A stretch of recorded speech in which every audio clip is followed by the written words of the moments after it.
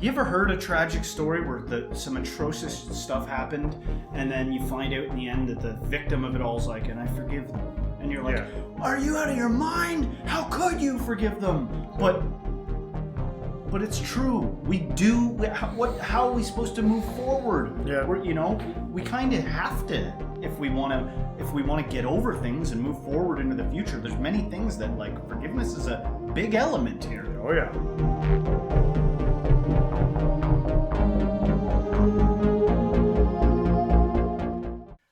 Welcome, modern day mystics, fellow truth seekers. James and Justin back at it again with another reaction video.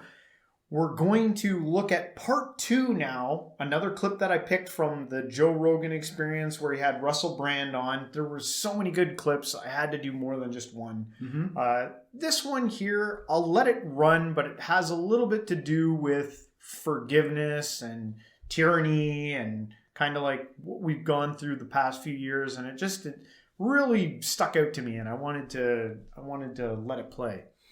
Let's take a look. The narrative being when the stuff was going on in China. Good luck trying that stuff in the United States. Right. But and then meanwhile, they pulled it off. If you amplify fear, I feel like it might be like with how it is on an individual level, although it's always hard to scale what affects you as an individual to what affects a bloody planet. But like if I'm frightened, I become suggestible. When I'm frightened, I'll be like, oh, just give me authority. I'm calling the 911 now. Right. I'm willing to, like, when my wife is sick or whatever, I'm calling, suddenly the Reiki ain't an option no more. Fuck the crystals, get that shit out of here, get me a position in a white coat with a stethoscope driving a Bentley right now. I want the comfort of that. I'll do whatever I want. Pfizer, give them the money for Christ's sake. Right. And I feel like if you do that, if you, as they say, gaslight an entire nation, if people are operating at a state of fear, I mean, what does that do to us biochemically? Pretty crazy, eh? Like the whole idea of like what he just said there, gaslighting a whole nation. And it wasn't just one nation, it was many nations. Get you as afraid as possible. Are you talking about COVID? Yeah, well, we're talking about the pandemic here.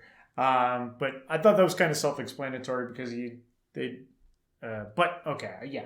No, that is how I felt about a lot of things. When it was first happening, like, I was terrified, and I knew people that were terrified because it was real scary. The addresses that were coming down to the public, like, so like the politicians looked nervous. It was like, this is real, and then we're looking at the stats, we're looking at the numbers, and then when the stats are being pumped on the screen, like this many people are dying constantly, like they had like stat sheets, to like freak you out, and then my attitude afterwards was just kind of like, well, it better be everything you're saying it is then, and it better be the case that if it's so what do we do if it turns out to be not as bad as you're saying, as you're making everybody terrified to think? Yeah. What do we do now? This video addresses that. So let's let it play through a little bit. It kind of gets into that.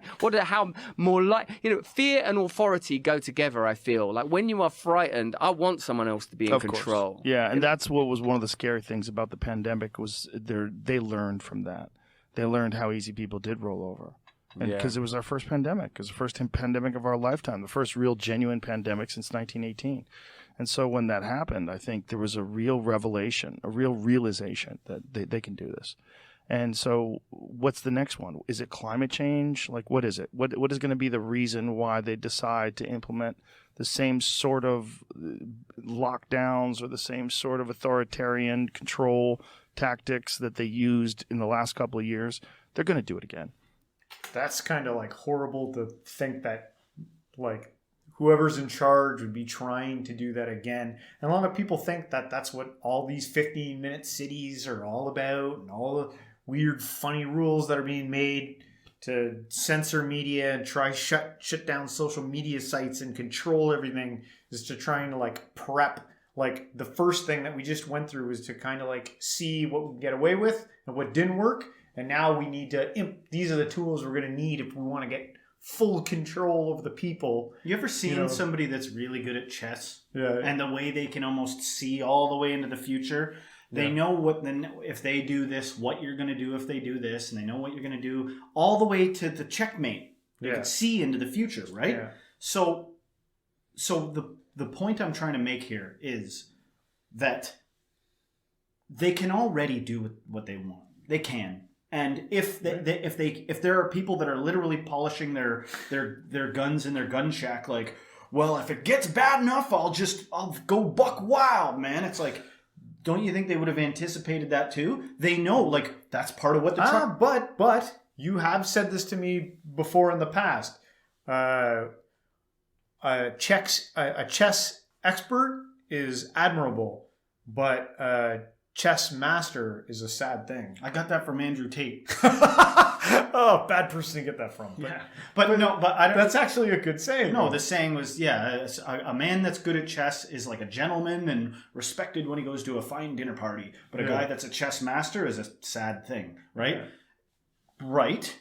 But I guess what I'm saying is, like, there are plenty of people that are very aware of the spiritual turbulence going on. Like, what the fuck is going on? No, what's with these rules? Yeah. Droves, thousands, you know? And yes, I do think there's a huge part of the population that would, like, are just chomping at the bit to have a revolution and overthrow the government. Thank you. That's what I wanted, you know. Take over the capital. It's like part of the human condition. We want to have revolution.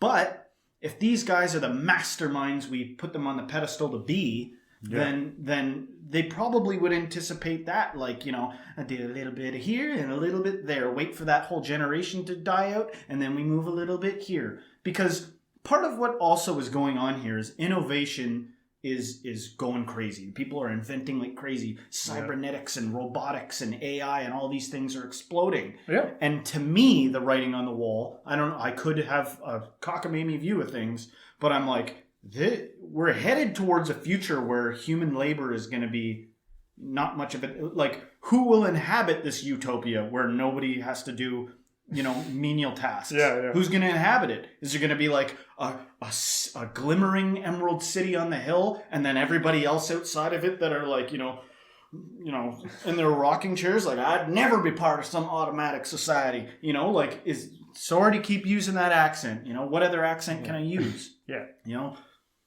I'd never be part of that. Whatever. Anyway, what actually is the future? We can all speculate as to it, but what actually is it gonna be? Yeah. You know? I have an accent, by the way. Yeah. If we talk about Canadian. it's gonna be speculation, but we still got quite a bit of this clip, so let's continue moving down. They're going to do it again. I think people are going to be more resistant to it because a lot of people have suffered through this pandemic. A lot of people lost their jobs. A lot of people lost their businesses. A lot of people got alienated from their community, and then it turned out they were right.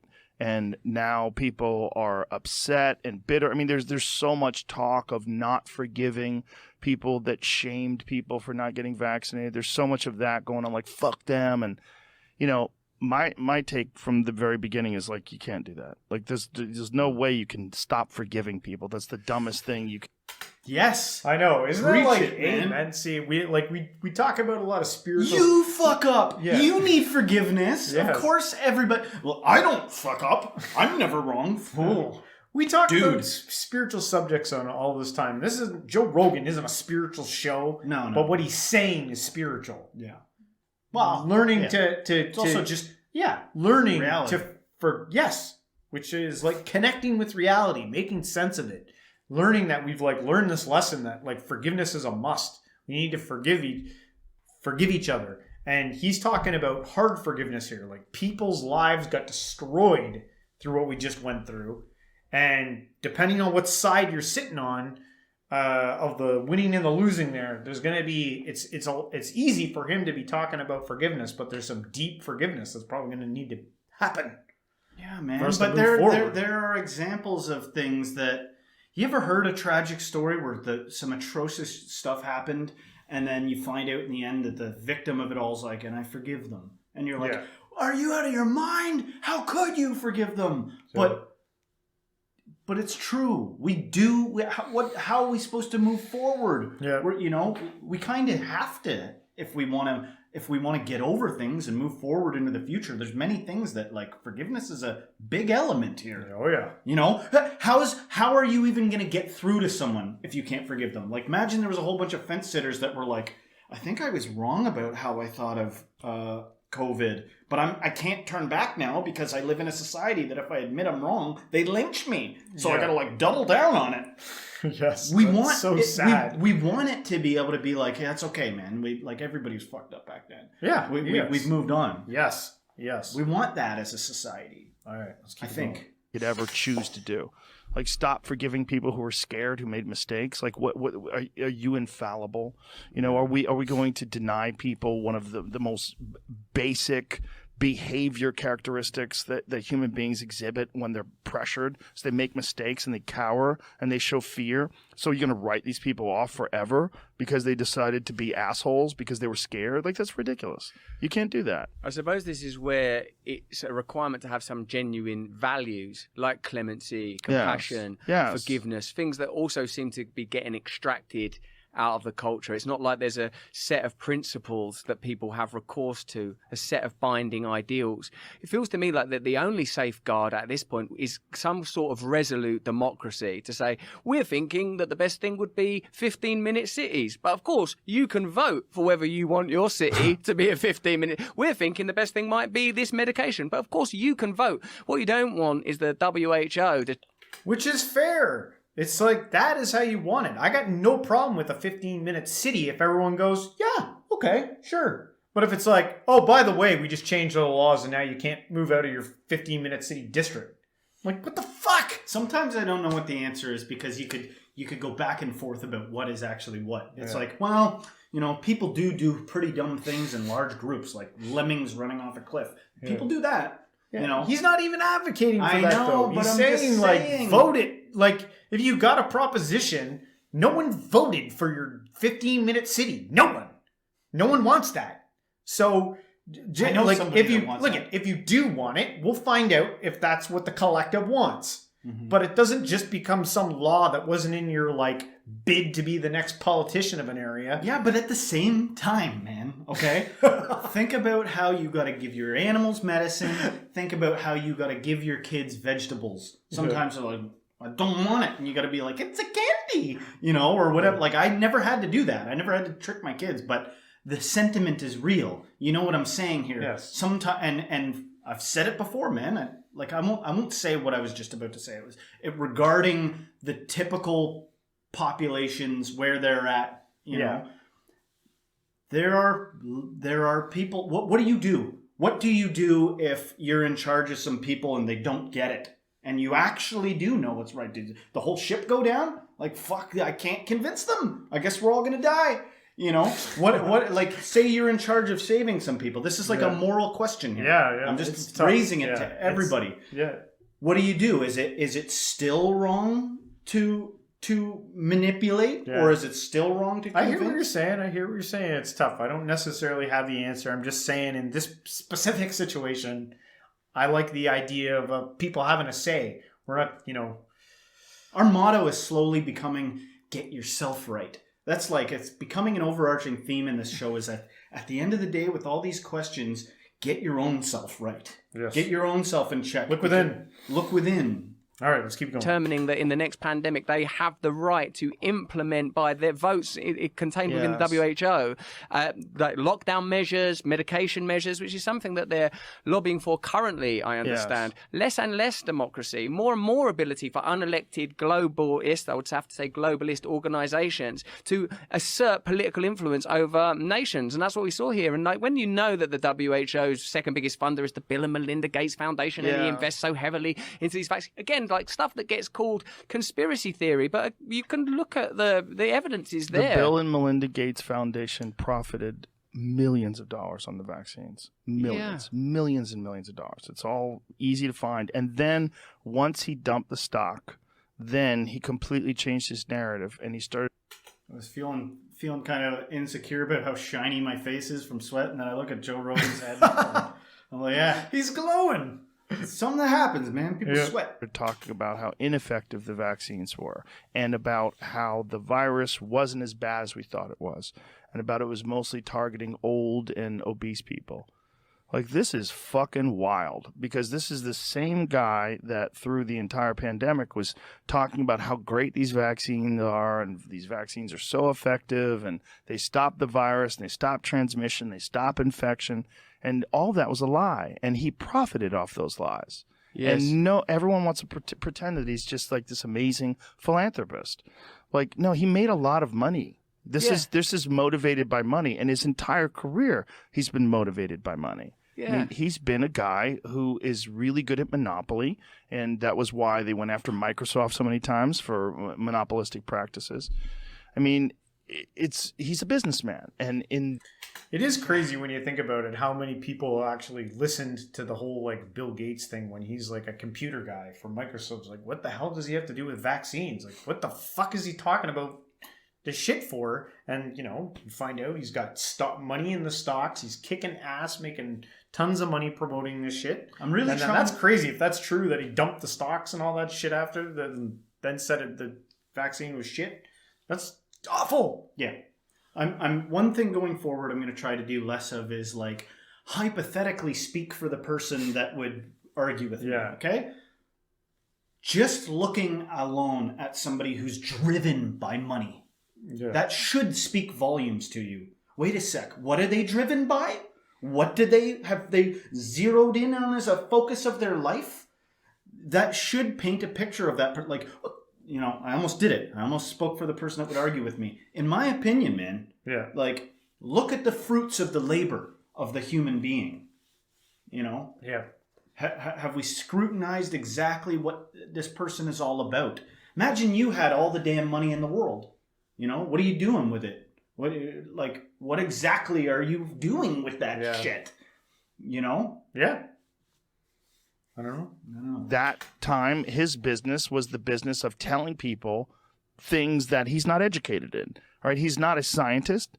He's not a virologist. He's not a medical doctor. Yet he was this public health advocate on television telling everybody to go out and get this medical intervention that he would profit from, which is fucking wild. It's really wild that it's that transparent, that it's not like multiple steps and shell corporations and it's really difficult to find out where the money's going. It's like right there. It's like the Nancy Pelosi stock trading thing. It's like, Jesus Christ, it's right there. Like, you knew, and so you did that and sold, and you did that and bought, and you've made hundreds of millions of dollars off of $100,000 a year salary. Like, what the fuck is going on? This is crazy how transparent it is. You're not even hiding it. It's right there. I suppose the only way you can prevent those questions being addressed is by making the people asking those questions uncredible, like discrediting those people, because otherwise it is plain. Bill Gates ain't Willy Wonka. He ain't doing this for like a competition. There's no golden ticket at the end of this. So yeah, it's kind of crazy, like how everything is just being done so transparent, like he was saying, right in front of your face. You can see it, and it's like almost like you can't do anything about it. That's kind of how it feels, eh? But it is the case. Yeah. Just think of how many things you can't do anything about. Yeah. You know? Yeah. I got pulled over one time for pulling over. There was a cop behind me, and I didn't like it, so I pulled over, and then I was just used my phone or whatever, and then I kept down the road, and then down the road that cop was waiting for me. He was like, "Why did you pull over?" Oh God, that's horrible. Oh, it made me so angry. Don't even get me started. And hey, at the beginning there, even, you know, you probably heard a lot of stuff there in the end about Bill Gates and Nancy Pelosi and the elites running the show, but again, go back to what he said about forgiveness and all that stuff. Does that mean we don't keep them accountable? I don't know. Do we keep them accountable? How far do we take this? Yeah. Where's this gonna go? Who gets to decide that? Let us know in the comments what you guys think about this. That's a good question, though. Like just to break that apart just a little bit, is the idea of reform, like reforming someone through their punishment, or just punishing someone for justice. Yeah. You know, because sometimes I get in my head like, you know, should we even be punishing anybody? Like, you know, you did something bad, so you need to suffer for what you did. And then I think about times when I hear a really tragic story about somebody that did something awful to like an innocent person, and I feel that like I'd love to catch that person and make them pay. Yeah. But it's a low vibration bullshit thing. We really should be fixated on like, you know, higher values. Like, how do we reform things? Yeah. How do we keep the innocent safe? And how do we actually work on getting screwed up people fixed? Because hurt people hurt people. Hurting people hurt people. Well, the truth is, you wouldn't really want to, if you knew someone was truly like contrite and changed, like if you could know for 100% certain, would you still want them to suffer a bit? And then if you answer yes to that, what does that say about you? Right? I still want them to feel a little bit more pain. Yeah, but I mean, that's a real thing though. That's actually hard to not do and be. Yeah. Could you tell me you never feel that way? Oh, you never no, feel like hey. you want to get back? I trust me. I feel it. I feel that struggle. That struggle.